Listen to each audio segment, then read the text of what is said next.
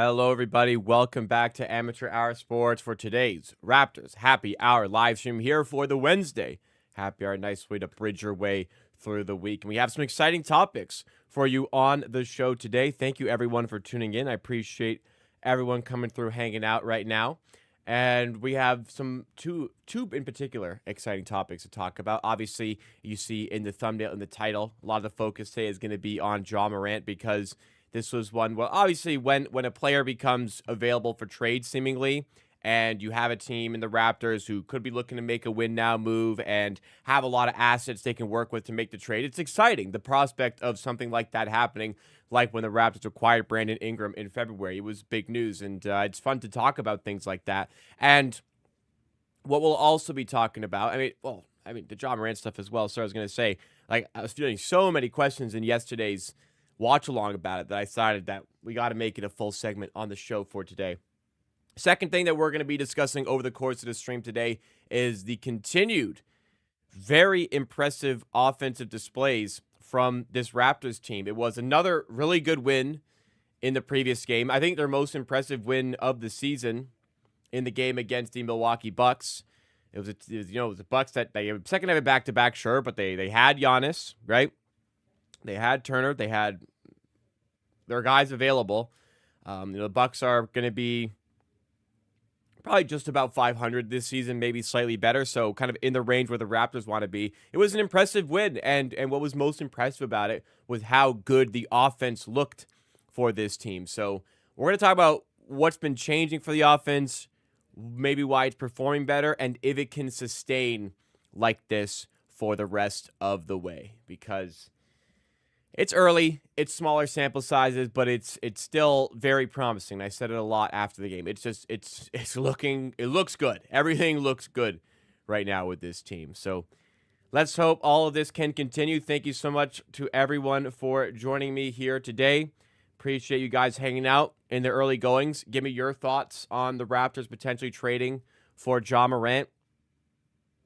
What do you guys think? Would you support a trade like this? Would you not want to see a trade like this? What do you guys think? How are we feeling? Well, Scotty, no, I wouldn't trade. I wouldn't first PXTOS. Not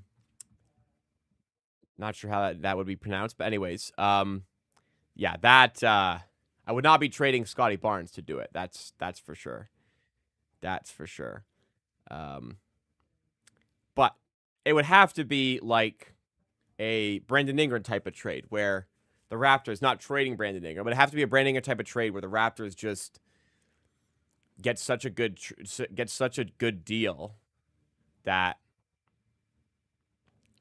it's just worth making that trade. You know what I mean? That's just kind of what it would have to turn into. I'm not selling the farm to make this happen. I'm not giving them King's ransom of picks, but Ja Morant's a really good player. He's not enjoying his time in Memphis right now. He's not getting along with the coaching staff. He's got a big contract with a few years remaining on it. I could definitely see the Grizzlies selling off at a cut price sort of trade and a cut price sort of deal. And if they do, that's the exact type of thing that the Raptors have so often taken advantage of. Now, maybe different now with Bobby Webster at the helm instead of Masai Ujiri. We'll kind of see what he's more interested in. But for Masai Ujiri's reign, and Bobby Webster was still the general manager at the time, they took a cut price deal to get Brandon Ingram just to bring in talent to the team. They got Kawhi Leonard at a extremely cut price deal and decided to take a stab there, and that worked out. I'm certainly not saying that Ja Morant is Kawhi Leonard. It's just the type of trade that they look into is getting talent into the roster at lower value than maybe they should be getting them at. And that's definitely the situation as it stands currently for Ja Morant. I'll say what's up to everyone in the chat. I see a few more comments coming in right now.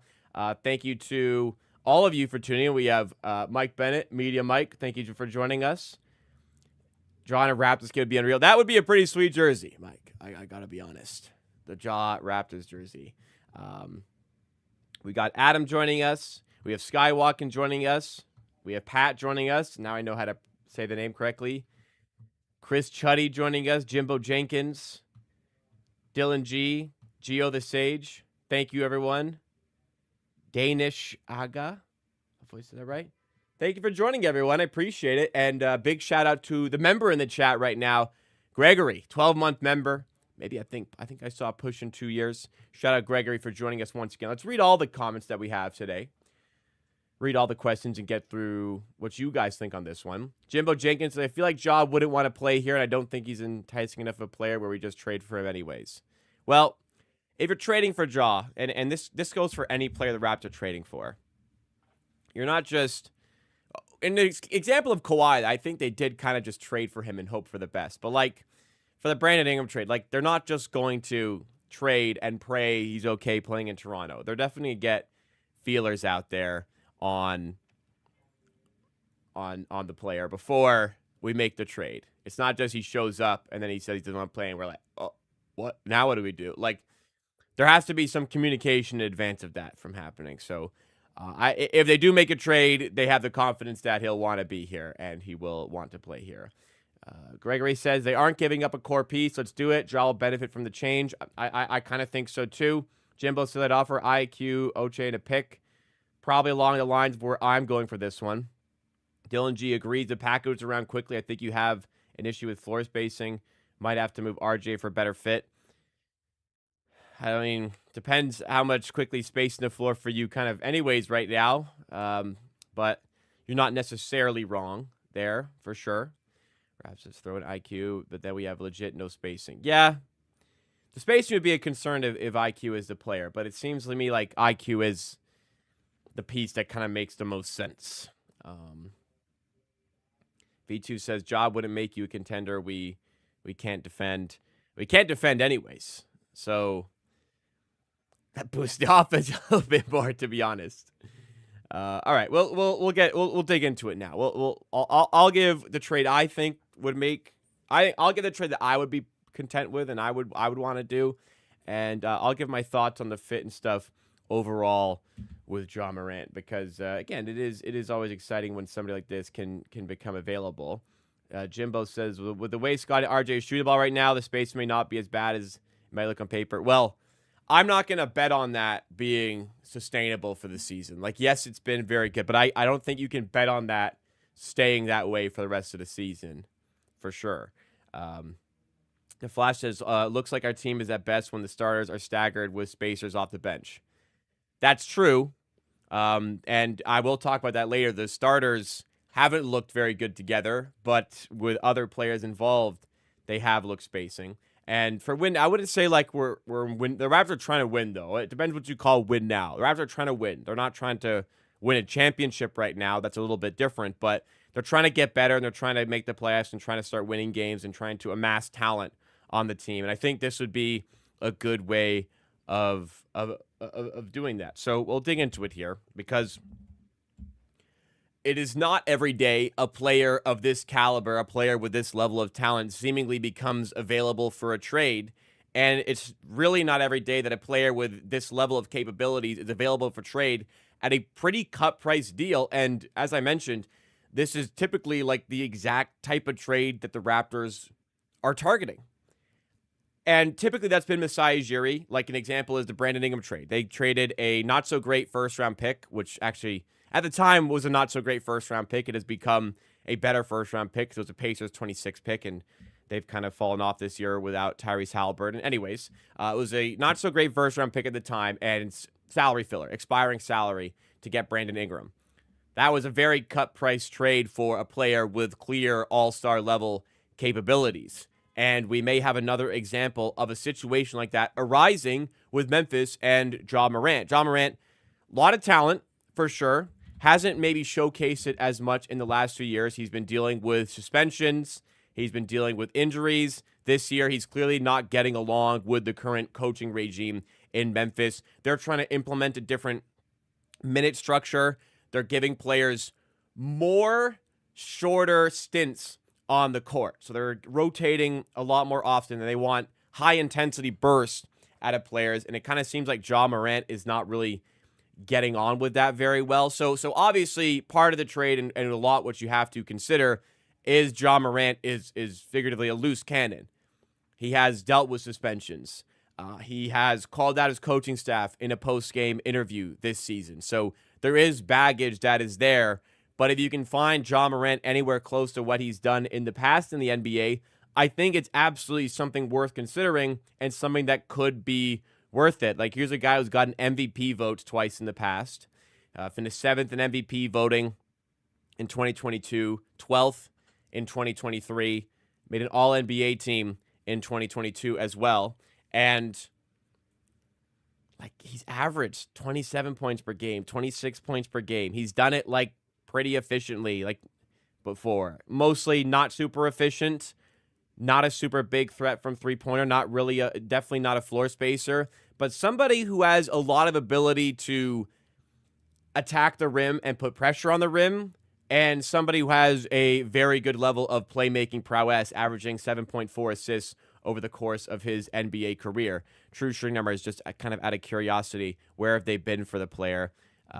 Mostly in, the 56 to 57 sort of range. Not too good. It's kind of concerning this year where it is right now. He hasn't played that well to start the season, which is kind of leading to the problems. But if he can get into like the 57 range, that is okay for the Raptors. So there's clearly talent here. Somebody who can score, put pressure on him, who can play make, and facilitate a lot better, I think, for this Raptors offensive core. It just, what is it actually going to take to trade for a player like this? And then based on what the Raptors have to trade to make this happen, does that make sense for the team to pursue? So Ja Morant, I mean, I'm on Fanspo here, and their trade machine, we can see the top two most traded players right now are Ja Morant and Immanuel Quickley. And that is going to be the direction that I also would like to head with Immanuel Quickley and Ja Morant, because I don't really see this making a ton of sense to keep Immanuel Quickley. Like, if you're doing this, you're trying to upgrade at point guard. And as much as Immanuel Quickley can provide floor spacing, I know he struggled this season. For sure he struggled this season. That is honestly a little bit of a factor here. But I don't really see the point of having Ja Morant and Immanuel Quickley on the team. This, for me, is your opportunity to upgrade at point guard. So I'd be comfortable moving off Immanuel Quickley. Ja Morant comes in this way. And what else would it have to take? Could you give them Jacoby Walter, somebody who is kind of struggling to find minutes, get in rotation, a young player to make this more enticing? And the Raptors, if they're willing, I think like a first-round pick, one pick. I know it's this year's pick, but we're making this trade to be better. We're making this trade to make the playoffs. We can sacrifice, I think, our pick this year to make it happen, and let's see if this works. And it does work.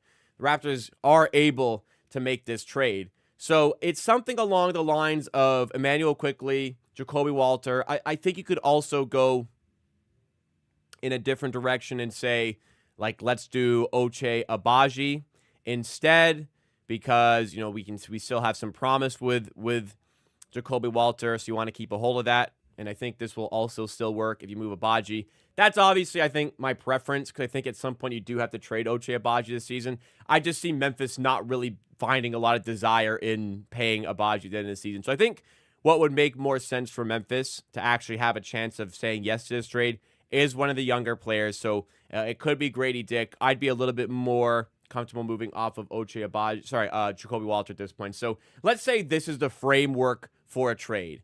It's Ja Morant coming to the Raptors, and the Grizzlies get Immanuel Quickley. They get a first-round pick for this year in a good draft class. They're betting on us not performing well and getting a good pick there. We're betting on ourselves making the playoffs and not having to worry as much about that pick. And then a young player to kind of sweeten the deal there. Part of the reason why, there's all this baggage, that's why Memphis are maybe interested in trading him at this point. They also might want to move off of this contract. They're not as much in win now mode because they moved off Desmond Bane, got a ton of picks. They can amass another first-round pick here. They may want to move off this. Ja Morant's making $39.4 million this year, $42.1 the next year, then $44.8 the year after that. So there might be a little bit of a desire to move off of that. And from a Raptors perspective, Immanuel Quickley still has years to turn it around, but as of right now, he signed that contract last summer. and it was a slight overpay, I said at the time. And I thought eventually he would play up to the ability where it was no longer looking like an overpay. Well, based on the start of this season, I know it's only a very small sample size. Based on this very small sample size, Mayweather has not looked very good. And therefore, this contract is starting to look a little bit worse. It may be even a plus for the Raptors to be able to move off of this contract in the trade. That's kind of part of what is enticing about it as well. You're able to move off of this contract and upgrade at the point guard position at the cost of one first-round pick. It's difficult for the Raptors to bring talent to Toronto, and this is just another way for them to amass talent to the team, which is why it's enticing to me, and I'd be ready to pull the trigger.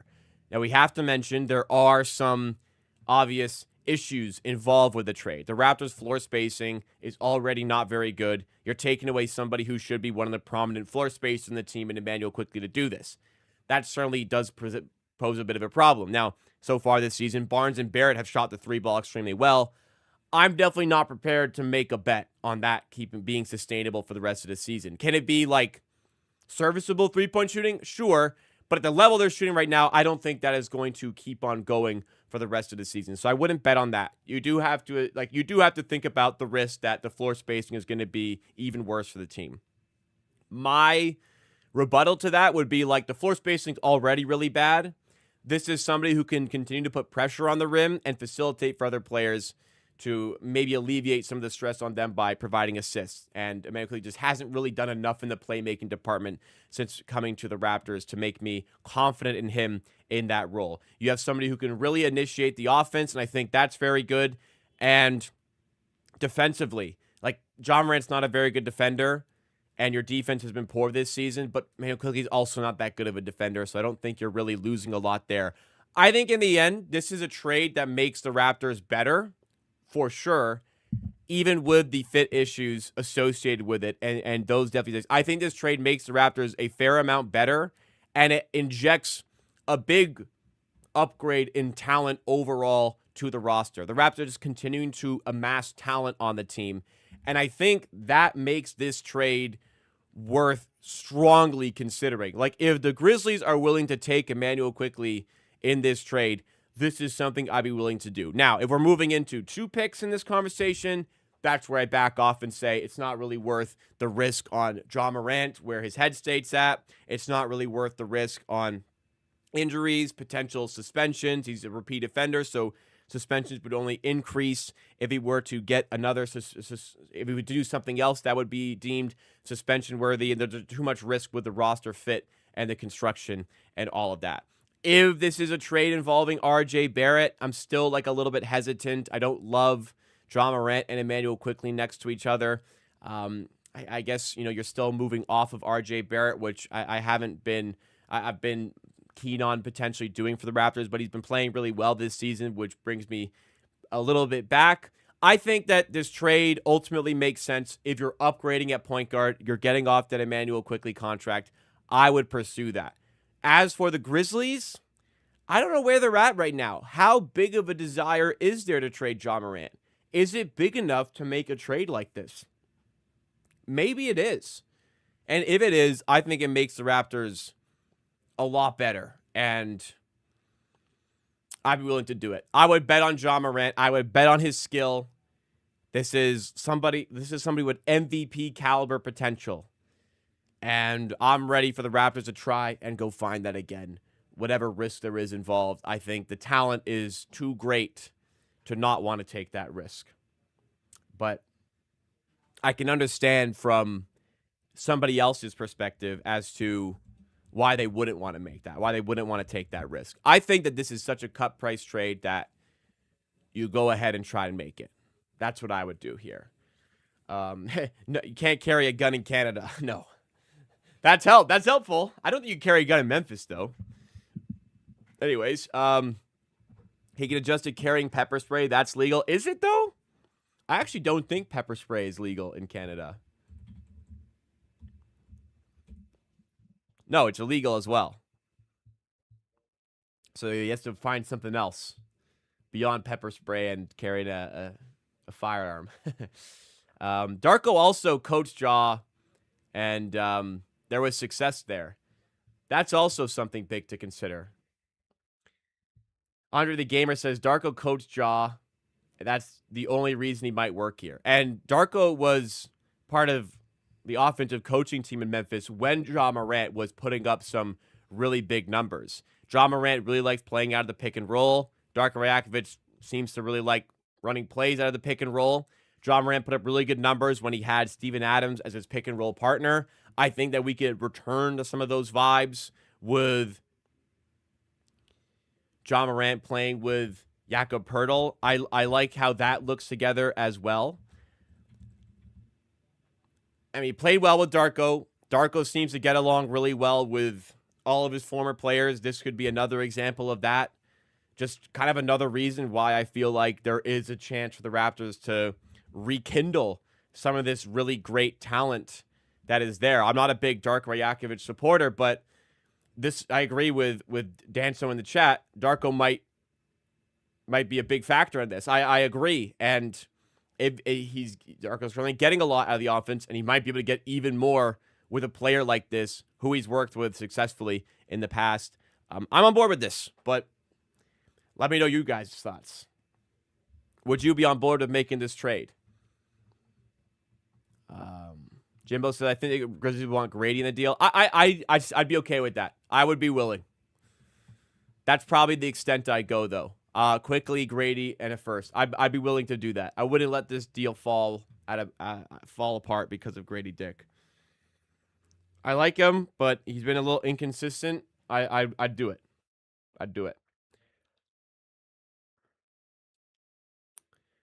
Raptors have an expensive roster. What is the point of having an expensive team that Ja doesn't pass the ball? We don't need him. This is somebody who's averaged 7.5 assists per game in this career. He's averaged over 8 per game in a couple seasons. It's not like he doesn't pass. He's a good playmaker as well. If Ja's made available, do you think we have the best offer, or would they pivot elsewhere because they don't want the quickie contract? It's possible we have the best offer. Just depends how many teams are interested. Like Minnesota would be interested. Kind of be curious to see. Let's see what Minnesota can offer. That's a team I've kind of thought about being involved in this trade. Jamison Battle. I don't think they're as interested in Jamison Battle, the Grizzlies, as Walter or Dick. Hard to justify for Memphis. Yeah, I agree, but they might lean more into Jaren Jackson, who's honestly outperformed in the last couple seasons. So I could see them just rolling with that and starting a little bit of a mini rebuild because, they just traded Desmond Bane for a ton of picks. They're capable of moving in that sort of direction. Let's see what the Timberwolves could do. And if you have any teams you think that would be interested in making this trade, let me know. So let's try Ja Morant over here. What would have to come the other way from the Grizzlies?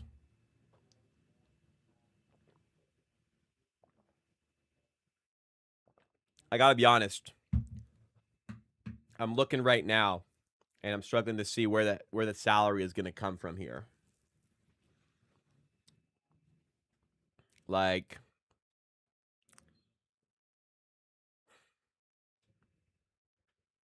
where are they going to amass $40 million? Like, maybe Julius Randle, but why the hell would Memphis want Julius Randle? It would have to be Julius Randle, I guess, and then Mike Conley, I suppose. Get a point guard involved. Failed. Let's see.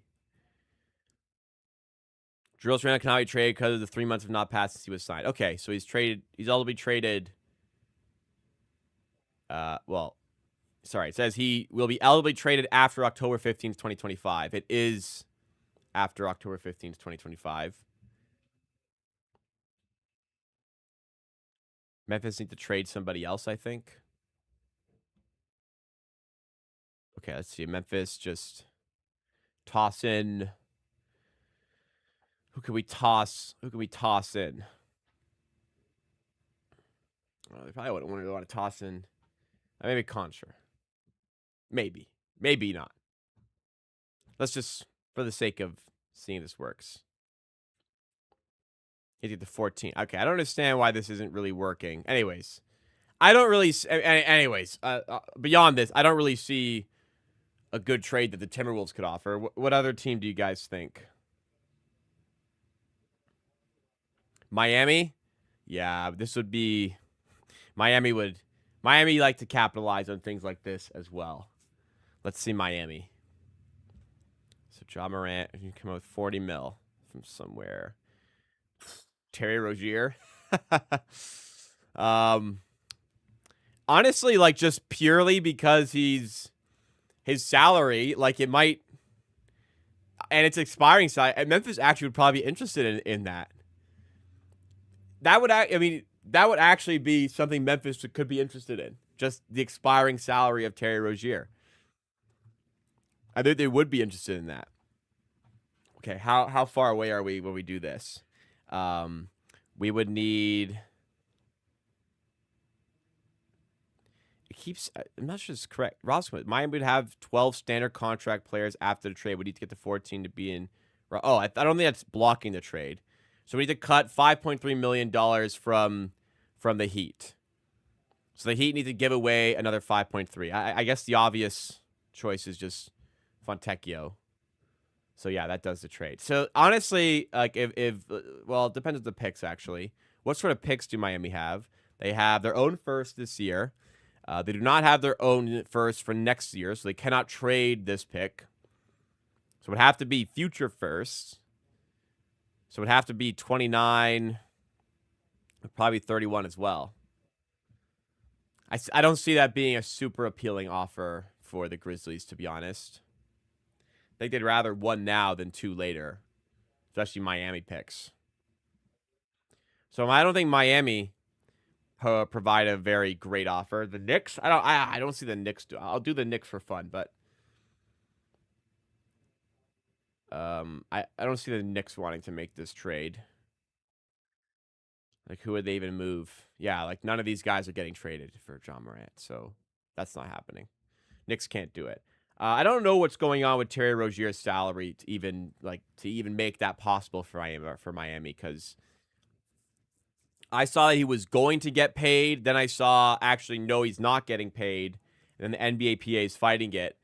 In the meantime, like he's not been proven guilty as of yet, so he should probably still be getting paid. I don't know how that works. Anyways, just hypothetical situations there on Miami and Ja Morant potential trade.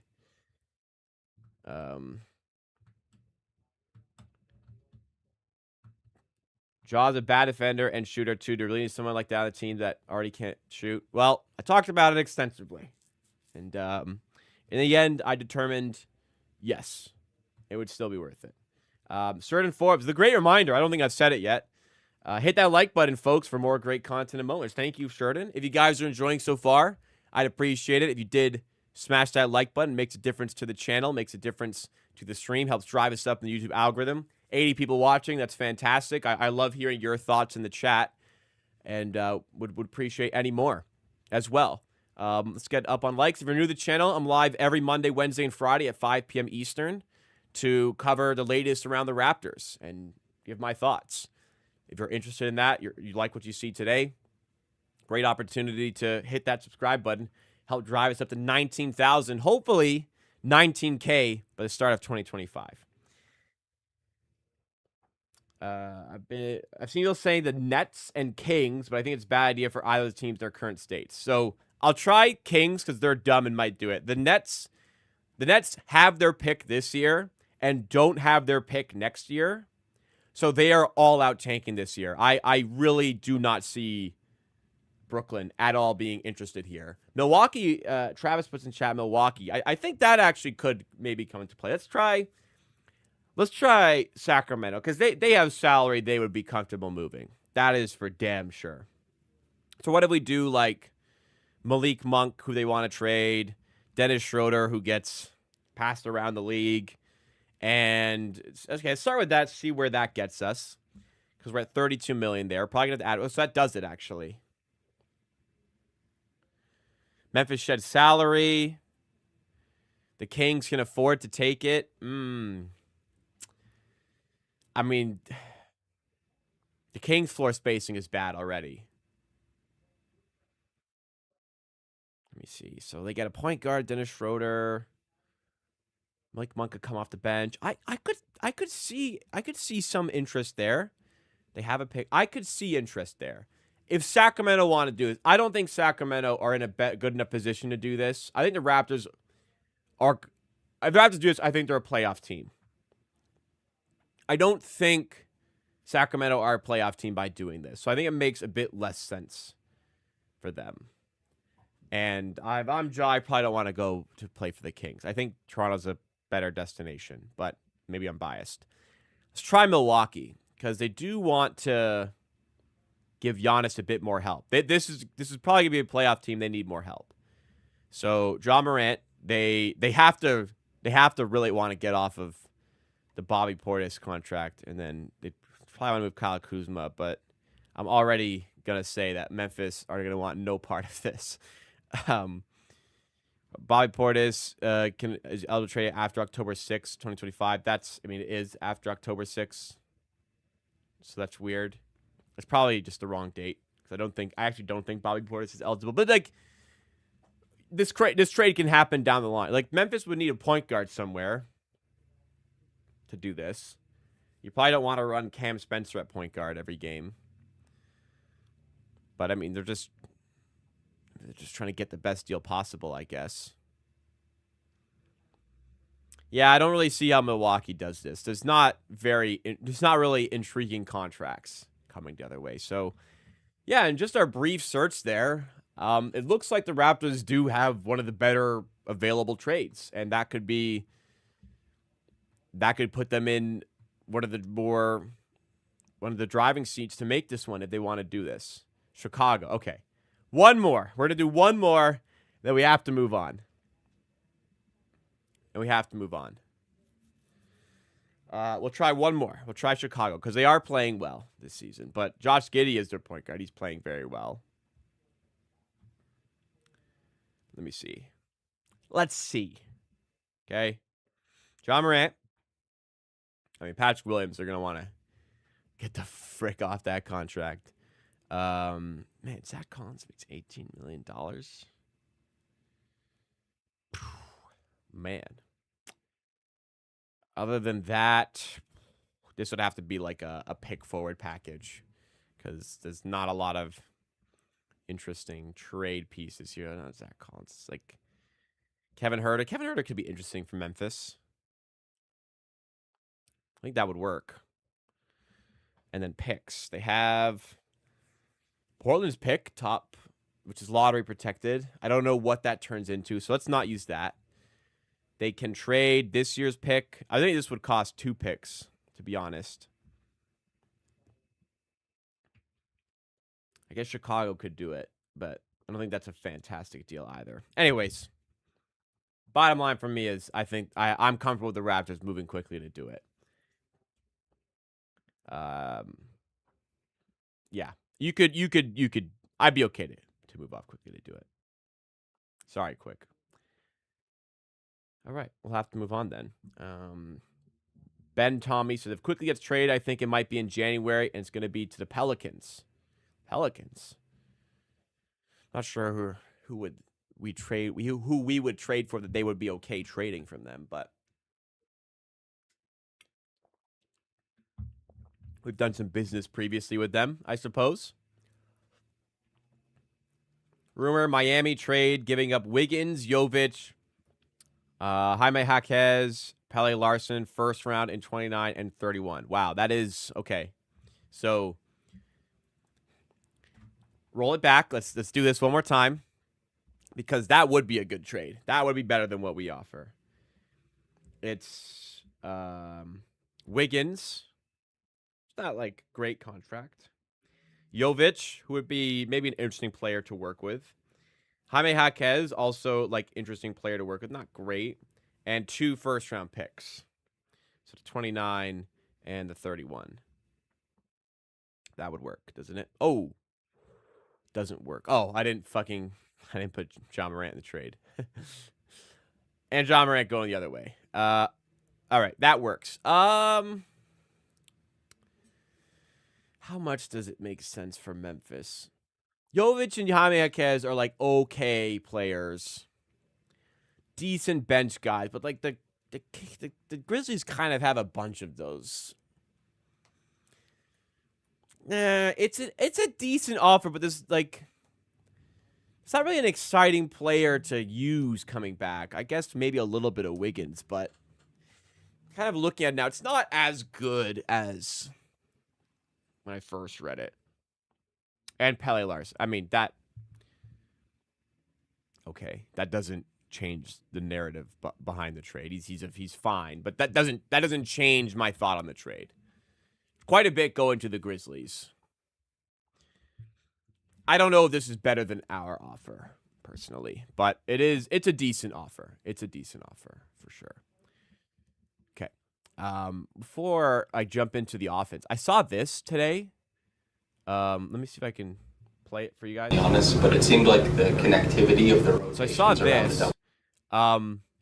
Here's Darko Rajakovic in an interview after a recent game for the Raptors. Let's tune in. You mentioned Scotty did a good job on Giannis, but it seemed like the connectivity of the rotations around the doubles were better. Is this something you guys have gotten a better handle on over practice or just with more game time? It's practice for us is gold. When we have opportunity to have a practice and go out there, it's gold. Just our schedule start of the season is like we did not have a practice for 10 days. We had because of Blue Jays, and we love Blue Jays. We had our games a little bit earlier, so we did not have any shoot arounds. So we're just coming to the arena, and but this group, we watch a lot of film. We are addressing the right things. Guys are focused. They love each other. They compete for each other. So it was great. I was really impressed with Brandon Ingram tonight. I think defensively he did outstanding job there as well.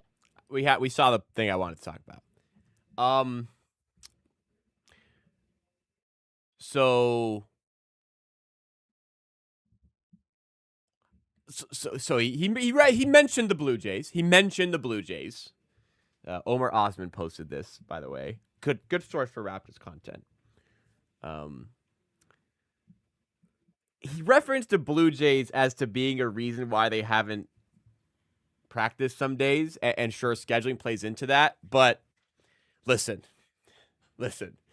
I am all for support of the Blue Jays, right? I was locked into that World Series run. It was tremendous, okay? But first of all, I'm not a professional basketball player who has a very important job to do, getting paid millions of dollars. And I live in Toronto. I live in Canada. I'm a Blue Jays fan. Most of the people on this team are probably not Blue Jays fans. I don't know. If I need to win basketball games, I probably wouldn't have gone 10 days without practicing.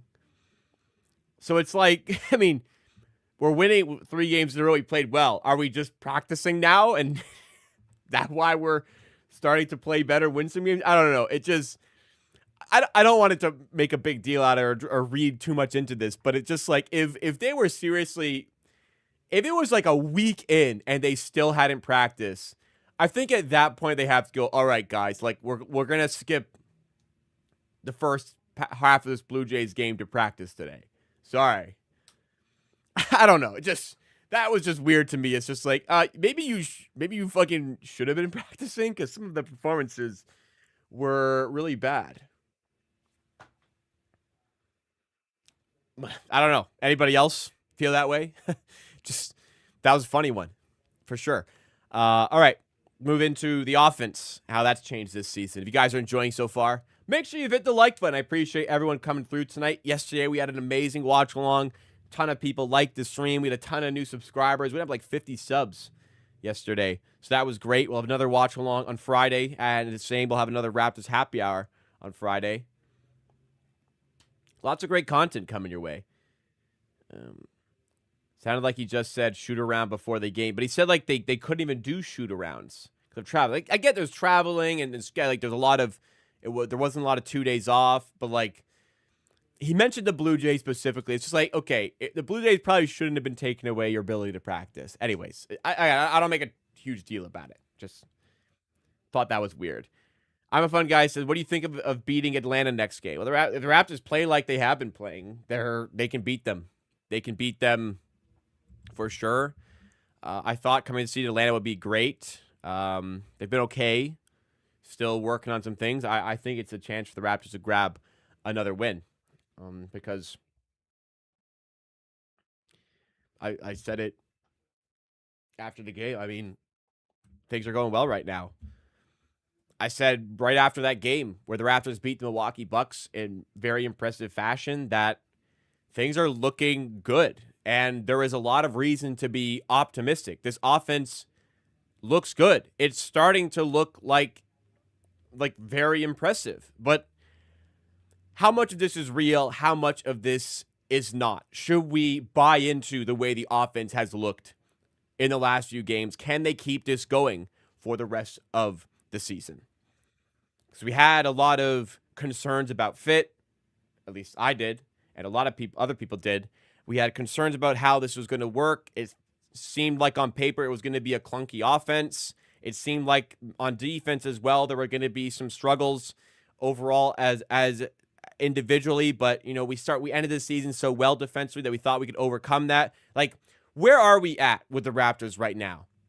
Can this be an offense we ride on for the rest of the season? Like, what perfectly kind of captures the way the offense has played this season is this clip from this outstanding passing set that we had against the Bucks. And I was like so fired up watching this in real time. Just I'm keeping it small because copyright issues and whatnot. But this doesn't even capture the entire play. Just the way they were able to stay patient, cycle the ball around the perimeter, constant pump fakes, drives. Again, this doesn't even cover the whole thing, I don't think.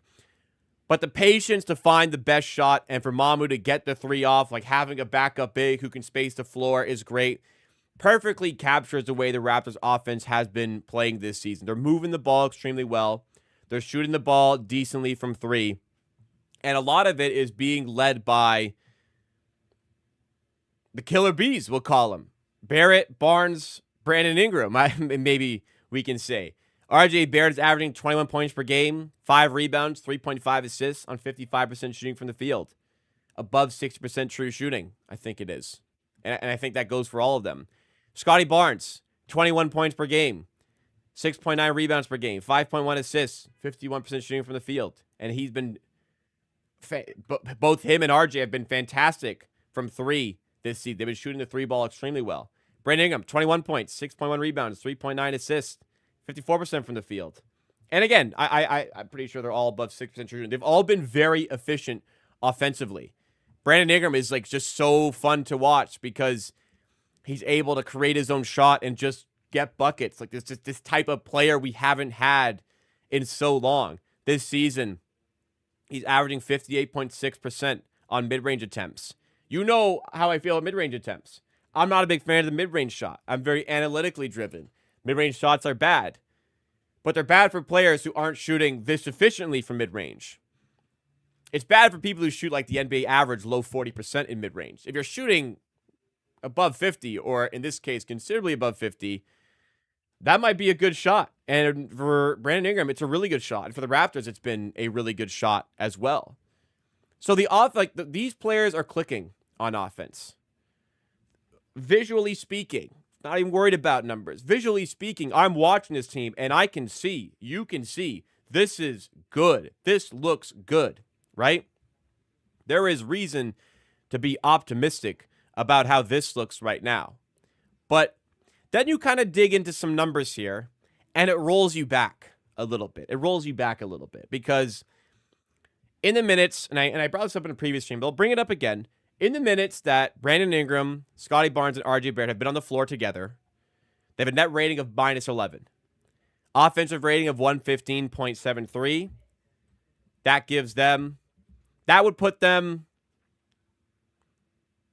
where would that put them in the league? That would put them 15th in the NBA for offensive rating. Or sorry, 14th in the NBA for offensive rating. That's decent. That's average. You kind of would have thought it'd be better, though, considering how good they've all been individually. their defensive rating, where is a real problem. When those three are on the floor, the Raptors' defensive rating is 126.67. That would be second worst in the NBA. Only better than the horrifically bad Brooklyn Nets. And it's almost as bad as the horrifically bad Brooklyn Nets, who are 0-7 on the season. So I'm just thinking to myself, how can this be? How are they all playing so well individually, but the Raptors are bad when they're all on the floor together? Maybe you'll think, like, is it just because, like, Emmanuel Quickley's with them? He hasn't played well. I thought of the same thing. The Raptors are even worse of a net rating and even worse of an offense when Emmanuel Quickley's on the floor with them. I was kind of curious as to how this was the case. Then I kind of did some thinking. They're all like relatively small sample sizes, so we don't want to draw too big of conclusions into it. But I think part of it has to be that there still is a little bit of fit issues with those players. There still is a little bit of they all occupy similar areas. That's definitely playing into it a little bit. But we saw the offense is average. But then again, the offense is average while they're all playing at a higher level than you would expect them to sustain over the course of the entire season. So if they start to regress a little bit further back towards where you'd expect them to be, then the offense likely gets worse in those minutes. So I think where the issue lies is it's hard to generate a good offense when your defense is playing so poorly as well. Like, the Raptors want to turn defense into offense a lot of time. That was part of the reason they found a lot of success in their last game against the Milwaukee Bucks, because they so often were able to turn defense into offense by forcing turnovers. I think there is part of it that stems from the fact that Jakob Poeltl hasn't been completely healthy. He was very poor to start the season because he was injured, took some time away, and he looked a lot better against the Bucks. Maybe part of it is that a lot of the times that they are on the floor together, you have a lot of minutes there where they don't actually have a rim protector. And it's very key. Like, Brandon's not a great defender. RJ Barrett's not a good defender. And for the starting five, Emmanuel Quickley's been poor on defense this season. Maybe part of it is just they haven't had the anchor defensively to improve those levels defensively. So not going to make these overarching conclusions based on the data that we have in these smaller sample sizes. But my theory is that these players are playing very well. Defensively, it hasn't quite worked. But my theory is that will get better when Jakob Poeltl is healthy and playing with them more often in those minutes. We'll wait a little bit more on that to get further sample size on that to really make a determination of if it's going to be a problem with those three on the floor together defensively. But I think it will. I mean, it has to get better with Poeltl, surely. But will it be good enough to justify those minutes together? We're going to have to kind of wait and see. Where the damage is really being done for the Raptors is when they have those guys staggered in minutes with floor spacers coming off the bench.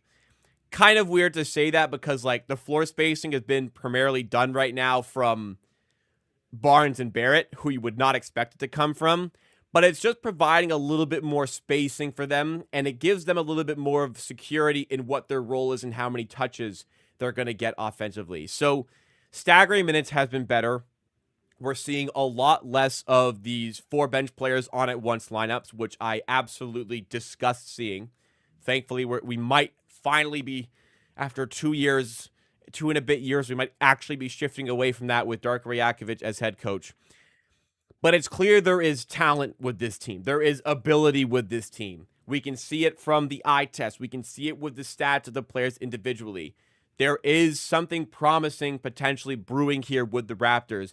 They just might need to fine-tune it and get a little bit of injury luck with it to really see where it can, like, how far it can take them for the rest of the season. So is this Raptors offense the real deal?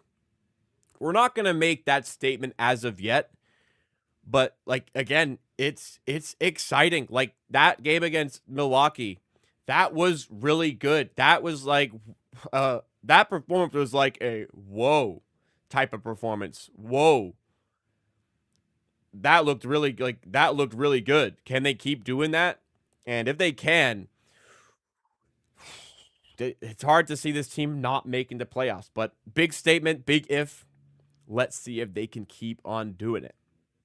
And I mean, I hope they keep on doing it because it has been a lot of fun to watch them doing it. There's been a lot of very unfun games in the last couple of years watching the Raptors that have been just an absolute grind and slog to get through.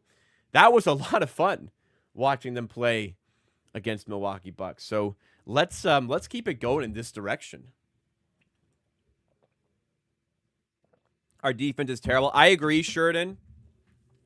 Our defense hinges largely on Jakob Poeltl's health. Like, it needs the rim protector, and he's the only one. If it doesn't have him, it's gonna be bad. Like I showed you guys a few days ago, win percentage with and without Poeltl is like a 20% difference. Like, it's just, they are so much worse when Poeltl doesn't play.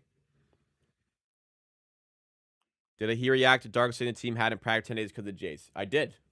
A little bit earlier. Go catch that like 15 minutes ago. The list says, isn't IQ a work in progress? I would say no. I would say at this point, I'm no longer work in progress. Like, he's not old. He's definitely not old. But he is 26 now. Right? Just double checked. He's 26 now. He's in the second year of his contract now. He's making $32.5 million. At a certain point,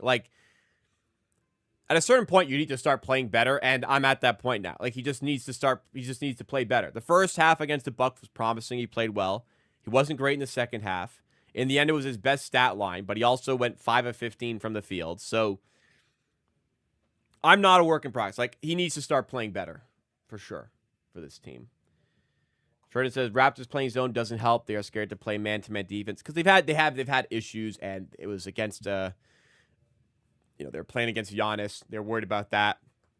They had to double him aggressively, so I'm okay with a bit of zone. Poeltl's a big deal. I think with Poeltl featuring more often, the defense will start to improve. I'm just wondering if the offense can keep going anything like this. Do I think the Spurs make the playoffs this season? If Wemby's healthy, I don't see why not. Like, this could be a real breakout year for this team for sure. And Fox going to come back. Stephon Castle looks like his scoring's gotten a lot better, and I didn't expect that. Dylan Harper's injured right now, but he's looked good. They've got Devin Vassell healthy. Like, it's a good roster. I could absolutely see them making the playoffs here. I feel like Raptors would look even better if they had a point guard like Ja. He's putting a lot of pressure on the rim. I think like this even enhances the amount of space they have on the outside. I like the move for Ja. We'll take away this from the stream as I'm wrapping up in a few minutes. I make the trade for Ja. I'm happy to move it Gramegna quickly to get Ja Morant if it's one pick. I'm happy to make that trade. Raptors offense looks good. Individually, players are playing well. As a unit, I still have some questions. And I question how much sustainability there is to it. But it has got my extreme curiosity and attention as we go into the next game against the Atlanta Hawks and as we go into a bit of an easier pocket of our schedule in about a week's time. As for the upcoming this week, no content or no streams tomorrow. We'll have a clip coming out as we do pretty much every day, which if you missed anything, you can look out for. Friday, the Raptors play against the Hawks. I'm just going to double check what time that game starts. I believe it should be like 7:30. I think every game is 7:30 for the next little while. So 7:30 game against the Hawks on Friday. Should have a Raptors Happy Hour stream Friday at 5. Now, consider there could be an issue there. I'm going apartment hunting on Friday afternoon. So there is a possibility that extends into the happy hour time. And if it does, there may not be a real point of doing a stream because the game, I need to start streaming for that at 7:15. So it's possible the stream moves to 6 p.m. If it has to go any later than that, then there's like no point of even doing the stream. But I'm hoping everything is in order for me to come back at 5 p.m. to be able to do the stream, hang out with you guys ahead of that Hawks game. But just keep in mind, it's possible that stream gets delayed or at worst gets canceled. That's it from me. If you have any further questions, I've got to run because I've got a soccer game tonight. If you have any further questions, just rewatch stream because I probably answered what anything that we talked. That any question you have, I probably answered it over the quiz stream if it's in regards to the offense or Ja Morant. If it doesn't, then I hope to see you on Friday for the next Raptors Happy Hour. I'm live every Monday, Wednesday, and Friday at 5 p.m. Eastern Time for streams like this. I do watch-alongs for Raptors games 15 minutes before the scheduled start time. Lots of great content. Subscribe if you're new. Drop a like. Please drop a like if you enjoyed. We have a lot of people watching today in the 80s. We're only at 23 likes, though. We can definitely get those like numbers up. So like the stream on your way out. And I will see you for the Friday one, hopefully. Have a good soccer game. And good night. Good night to you, Travis. Phoenix says, don't mess up your ACL. Too late. Too late. But hopefully it doesn't explode again. That'd be swell. But anyway, guys, enjoy the rest of your week. I'll catch you on Friday.